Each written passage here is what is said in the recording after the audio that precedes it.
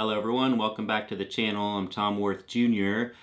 coming at you for the second time today, and this time I've got my Georgetown hat on, and we're going to be getting into some Washington DC think tank data on the last few elections and what it means for this election, I believe, as well as some other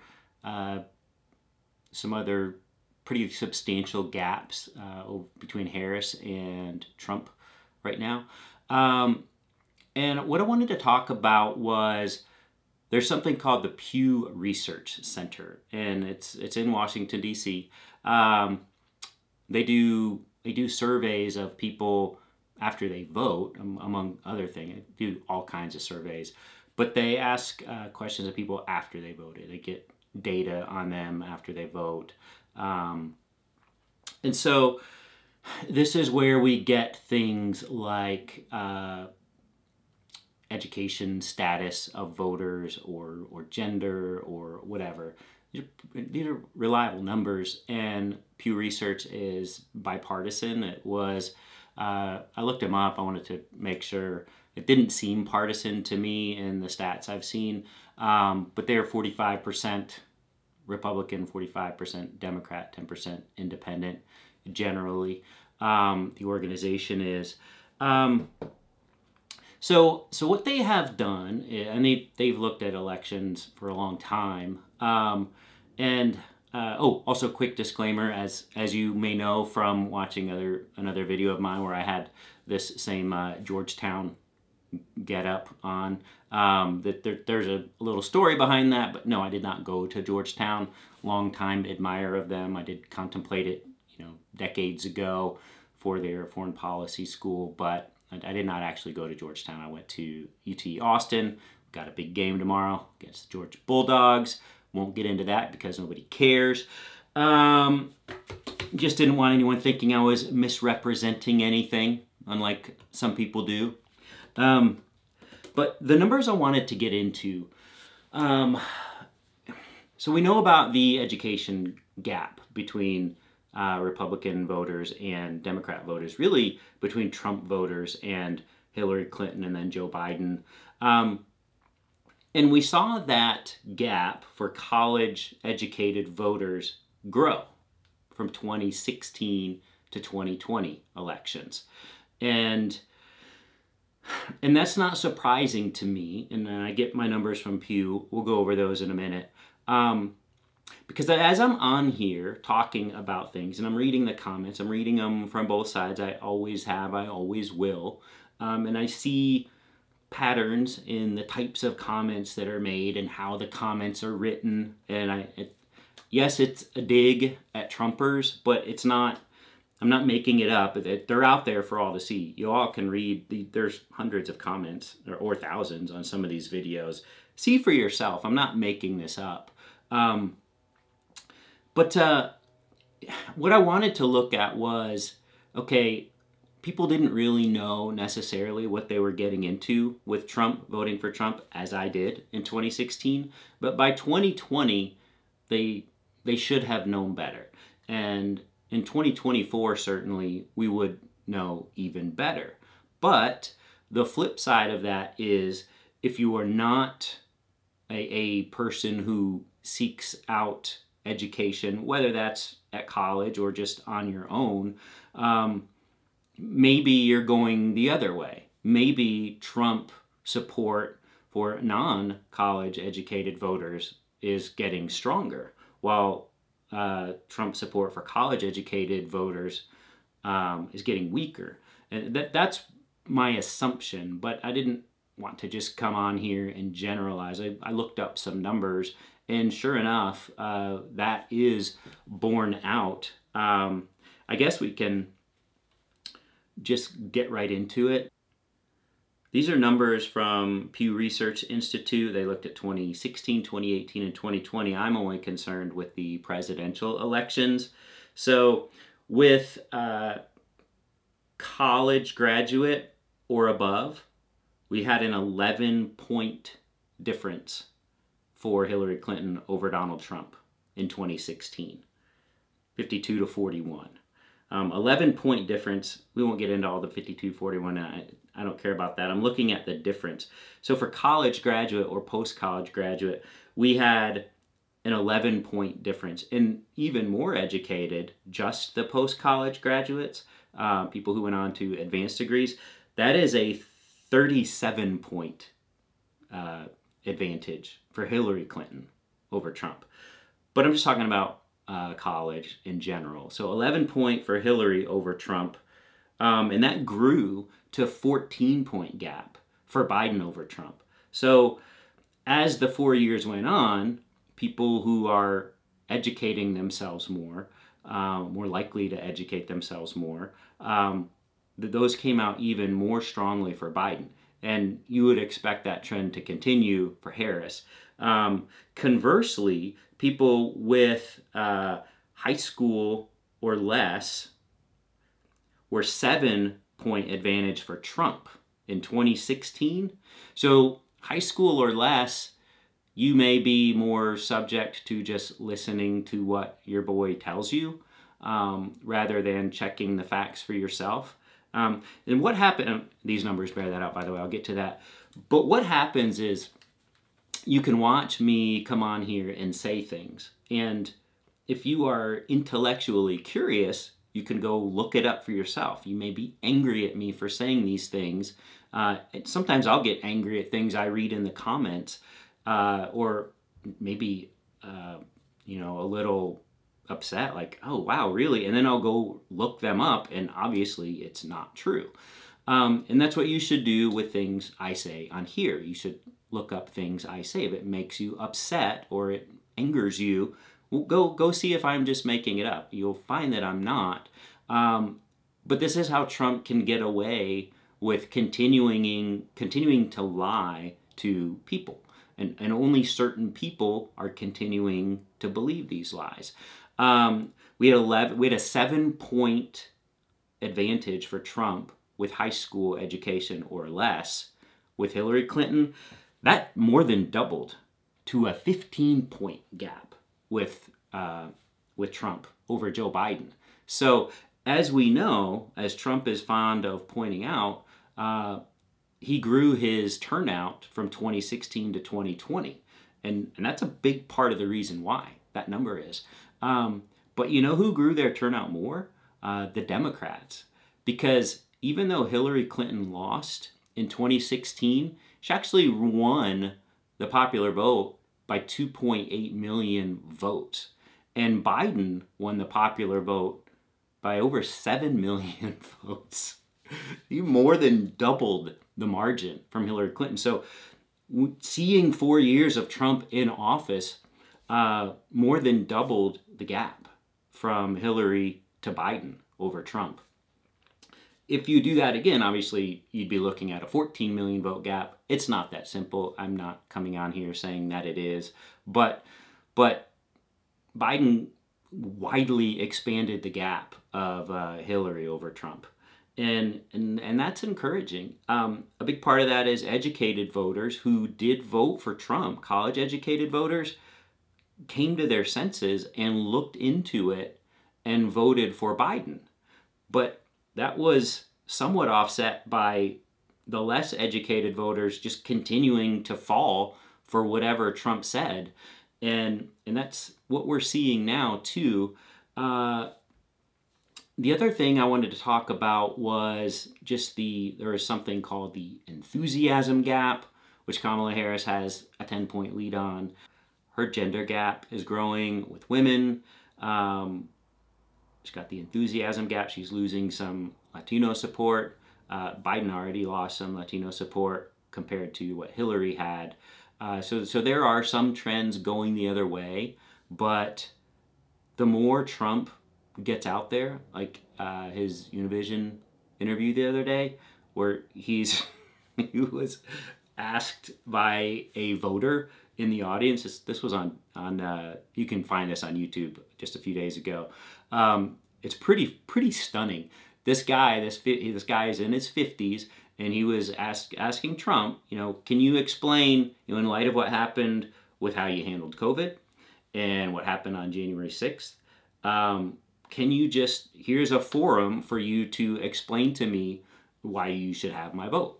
And go look at what Trump said to him.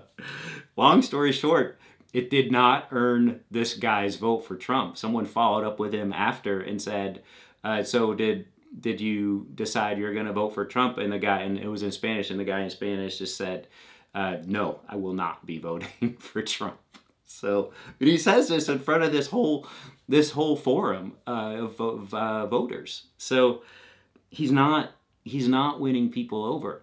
Here's what his strategy is, and this has become clear, really in the past few weeks, but certainly in the past few days, when we've gotten a read on where his advertising dollars are going and the messages he's putting out. What he's doing is he's looking back at the 2016 playbook, and he's saying, okay, I have no shot of converting anyone who didn't want me to be president before. Those people, I've already lost a lot of those people with what I did in office and what I've done since leaving office. So I'm not even going to spend $1 on trying to make a case as to why those people should vote for me. Where he's putting his efforts is with the people who would vote for him but just aren't going out to vote. That's called voter turnout. We had record voter turnout not record, the biggest since 1900.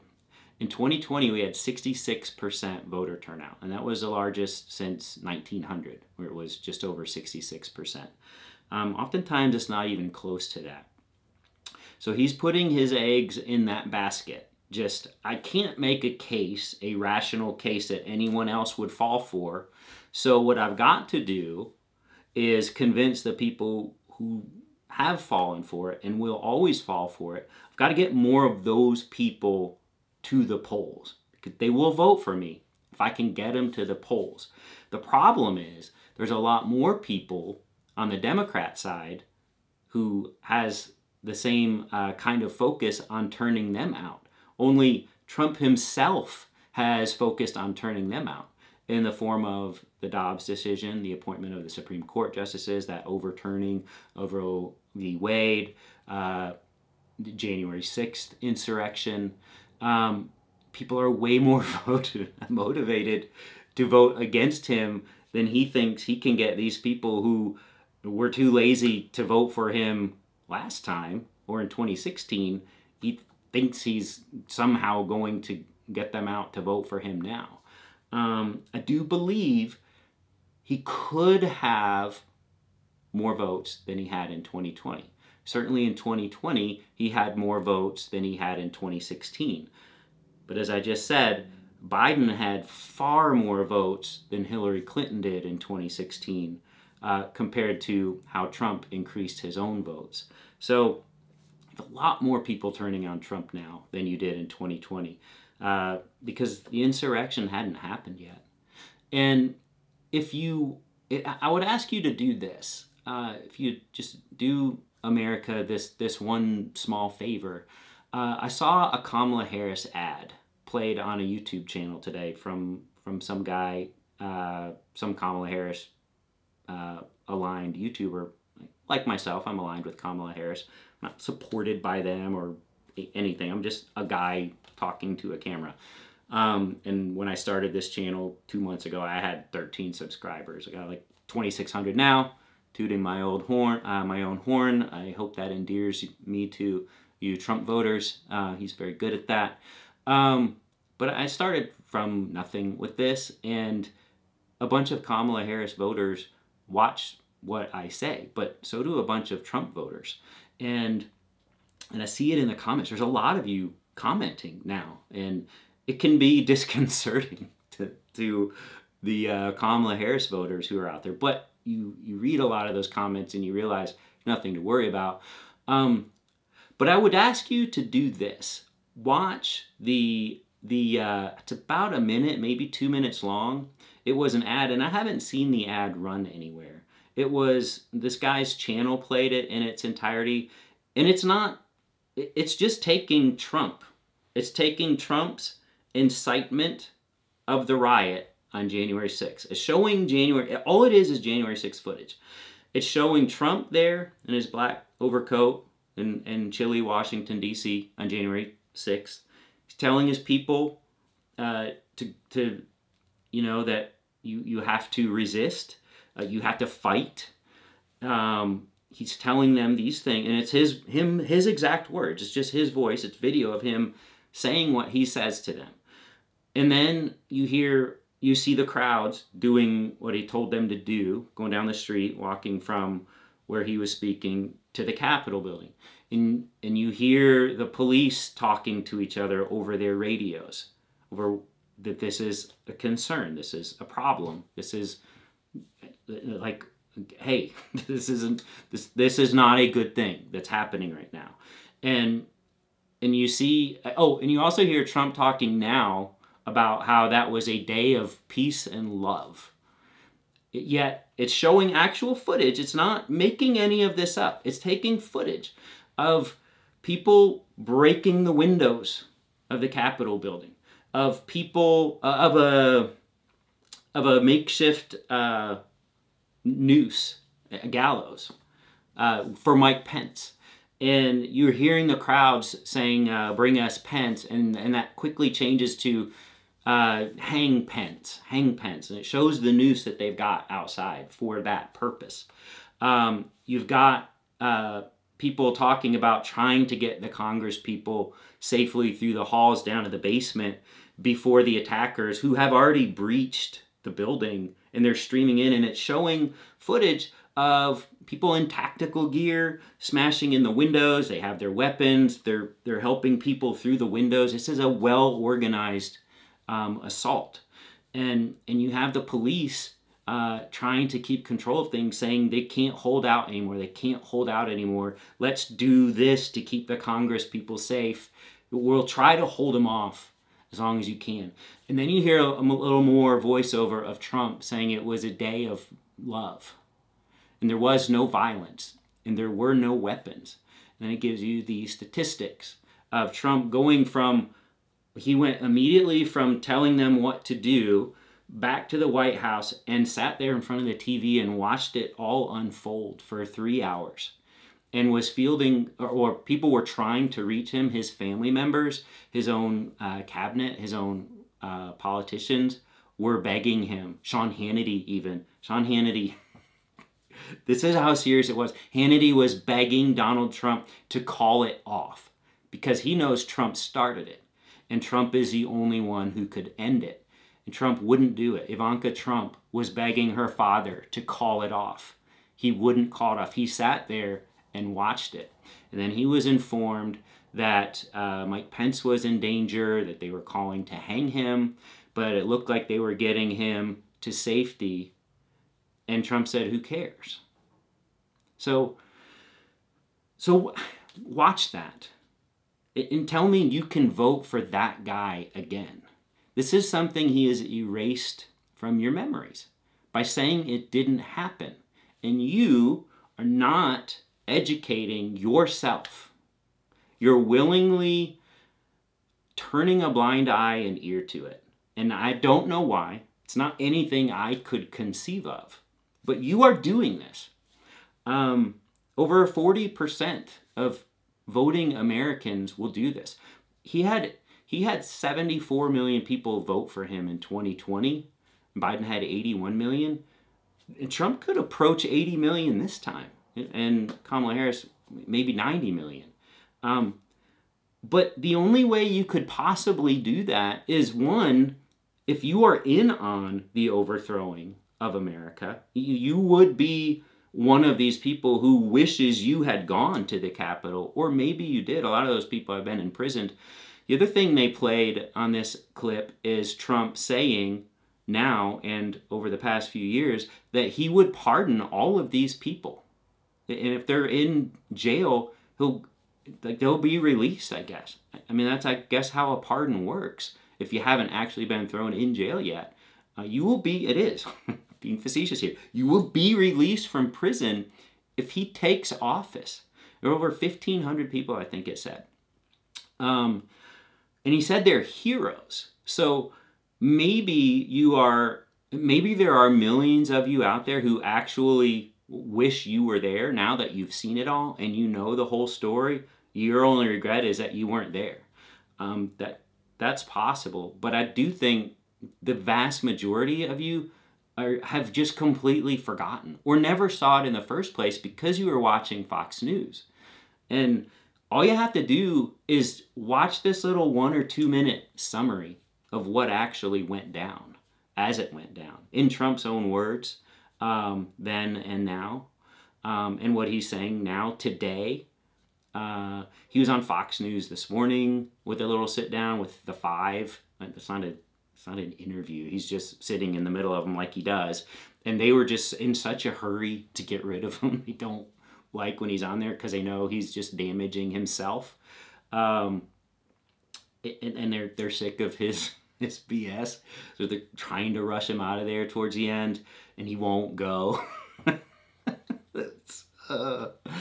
That's Trump for you. But I wanted to share some of these numbers with you and point you in the direction of that video. It's why I feel good about him finally being banished from the political scene. He should have been 4 years ago, and he wasn't. And I think it will just, I don't know. I mean, I think she's going to be a great president. She hears what's wrong. She addresses it. She comes up with plans. She's trying to reach out to people who she knows don't want to vote for her. And it's the exact opposite of what Trump's doing. He's saying, just screw everyone who doesn't want to vote for me or who didn't vote for me. They will never vote for me because they're not falling for this. What I've got to do is take the people who have fallen for it and get them off the couch and get them out to the polls. That's why he started the early voting push with Musk and the mail-in voting push with Musk, because that's his only chance of trying to be competitive, and it's not working. We see that from the early voting numbers that have been turned in so far by party registration. It is not working for them because, again, he has shot himself in the foot so many times. He has convinced his people, he has utterly brainwashed them for the last 5 years, actually the last 9 years, that mail-in voting and early voting is a scam and you shouldn't do it and it shouldn't count. That's what he's convinced them all of. And now he's turned around and he's begging them to do it, and because he knows he made it all up. But they're not having it. That's pretty awesome. That's what I had for you today. Is he sees his base shrinking, and the uneducated base is growing, but it's being far outpaced by women, far outpaced by people who are motivated now by all the things he did while given the chance, and then they don't want any more of it. And I just think that's pretty good news, and I wanted to end this Friday on another dose of good news. So, hope you enjoyed that. And that'll be it for today, and we will talk tomorrow. See ya.